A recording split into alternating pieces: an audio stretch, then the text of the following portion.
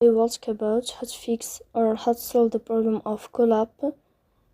You will go to settings as you see and you can click. Here in this page you can go to clear cache.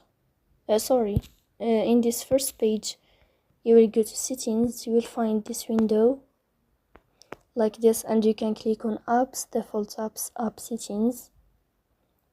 On above you can search about CallApp app. As you see here, we click, and then in this page you can click on first stop and you can click OK.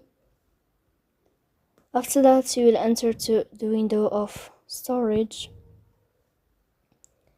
Here you can click on clear cache. In the end you can turn off your Wi-Fi and you can turn on your Wi-Fi again to fix that problem.